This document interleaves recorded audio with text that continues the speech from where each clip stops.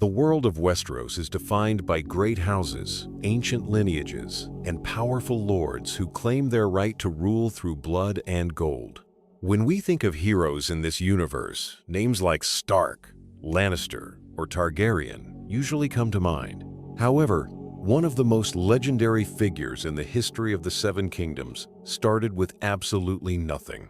He had no last name, no castle, and no noble father to pave his way. This man was Ser Duncan the Tall, often simply known as Dunk. He is the ultimate underdog story in George R.R. Martin's world, representing the idea that a true knight is defined by his actions rather than his birthright. His journey from the slums of King's Landing to the highest ranks of the Kingsguard is a tale of honor, friendship, and the harsh reality of a world that rarely rewards the good. To understand Dunk, you have to look at where he came from. He was born in Flea Bottom, the poorest and most dangerous district of King's Landing. He never knew his parents and spent his early years as a nameless orphan running through the muddy streets. He was an unusually large child, which eventually caught the eye of an old hedge knight named Ser Arlan of Pennytree. A hedge knight is essentially a freelance soldier who travels the countryside looking for work, often sleeping under hedges because they cannot afford an inn. Ser Arlan took Dunk in as his squire, providing him with a purpose and a rudimentary education in the ways of knighthood. For years, they traveled together, with Ser Arlan teaching Dunk how to ride, how to fight, and most importantly, what it meant to be a man of honor.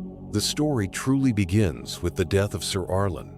While traveling to a tournament at Ashford Meadow, the old man passes away, leaving Dunk with his horses, his battered armor, and his sword. This is where Dunk makes a pivotal decision. Instead of selling the equipment and returning to a life of poverty, he decides to take up the mantle of a knight himself. He buries Ser Arlan and sets off for the tournament, intending to compete as Ser Duncan the Tall.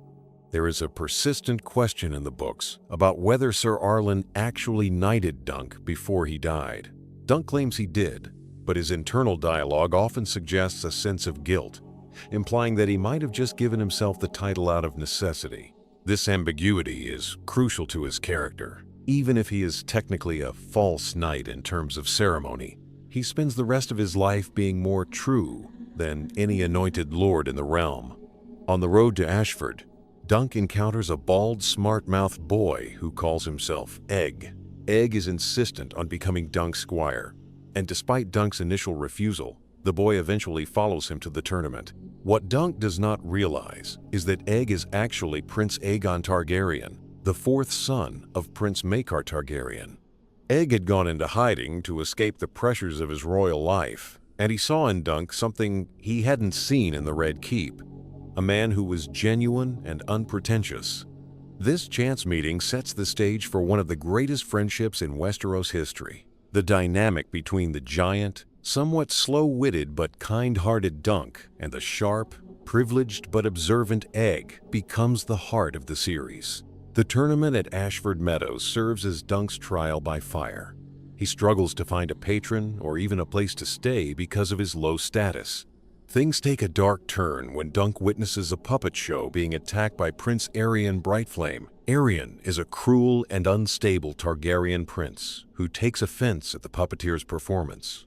While the other knights stand by and watch the injustice, Dunk is the only one who steps forward. He strikes the prince to stop the assault, an act that is considered a capital crime in Westeros. Touching a member of the royal family, let alone hitting one, usually results in losing a hand or being executed. This leads to a trial of 7, an ancient and rare form of judicial combat where 2 teams of 7 knights fight to determine guilt or innocence. Because Dunk is just a lowly hedge knight, he has almost no hope of finding 6 other men to fight by his side against the royal family. However, his character has already made an impression on others. To the surprise of the realm, Prince Baelor Breakspear, the heir to the Iron Throne and one of the most respected men in the kingdom, decides to fight for Dunk. Baelor sees the justice in Dunk's actions and believes that a knight's duty is to protect the weak, even if it means opposing his own kin. The trial is brutal and chaotic. Dunk manages to survive by using his sheer size and the wrestling skills he learned in Flea Bottom, proving that he doesn't need formal tournament training to be a formidable warrior. He forces Prince Aerion to yield, clearing his name. But the victory comes at a devastating cost. Prince Baelor takes a mortal blow to the head during the melee and dies shortly after the fight. The death of the finest prince in the realm to save a nameless hedge knight is a moment of profound irony and tragedy.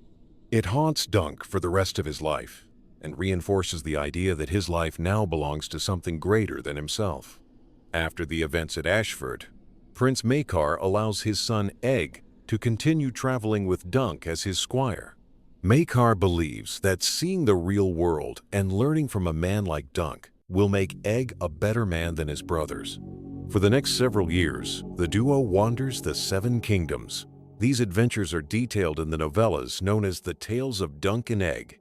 In the second story, The Sworn Sword, we see Dunk dealing with a localized drought and a dispute between two minor lords. It highlights the struggles of the common people and how the petty squabbles of the nobility often destroy the lives of those beneath them. Dunk continues to learn that being a knight isn't just about glory. It's about making difficult choices in a world that isn't black and white. In the third story, The Mystery Knight, Dunk and Egg get caught up in a secret plot involving the Blackfire rebellions. These were a series of civil wars where a bastard branch of the Targaryen family tried to claim the throne. Dunk's physical prowess and Egg's royal identity are put to the test as they navigate a tournament that is secretly a gathering for traitors. Through these experiences, Dunk grows from a naive young man into a seasoned warrior and a mentor. He teaches Egg the value of humility and the importance of knowing how the small folk live, which eventually earns Egg the nickname Aegon, the Unlikely, when he unexpectedly becomes king years later. Dunk's story eventually leads him to the highest position a warrior can achieve. When Egg is crowned King Aegon V, he appoints Dunk as the Lord Commander of the Kingsguard. This is a massive shift in social status. The boy from the gutters of Flea Bottom becomes the commander of the most elite fighting force in the world, responsible for the safety of the king. Despite his high rank, Dunk never loses his common touch. He remains the same man who would rather sleep under the stars than in a palace. His legend grows so large that he is mentioned several times in the main Game of Thrones series. In the show, fans might remember Joffrey Baratheon flipping through the White Book, a record of every Kingsguard member. He stops at the page of Ser Duncan the Tall and mocks him for having few achievements written down early on, not realizing he was looking at the history of one of the greatest men to ever live. The connection to the main series doesn't stop there. It is widely believed and essentially confirmed through hints in the books that Brienne of Tarth is a descendant of Dunk. She discovers an old shield in her father's armory that matches the description of the one Dunk used at Ashford, featuring a shooting star over an elm tree. Like Dunk, Brienne is exceptionally tall, physically powerful, and possesses a rigid sense of honor that often puts her at odds with the cynical world around her. Both characters represent the true knight, ideal in a world where most knights are just thugs in shining armor. The end of Dunk's life is as heroic as it is tragic. He died at the tragedy of Summerhall, a massive fire that broke out at a Targaryen palace during an attempt to hatch dragon eggs. While the full details haven't been written by George R.R. Martin yet, it is heavily implied that Dunk died while saving others from the flames, specifically helping the pregnant Rhaella Targaryen escape. This act ensured the survival of the Targaryen line, leading eventually to the birth of Rhaegar, Viserys, and Daenerys. Ser Duncan the Tall is a character who reminds us that greatness isn't about where you start, but where you end up, and how you treat people along the way.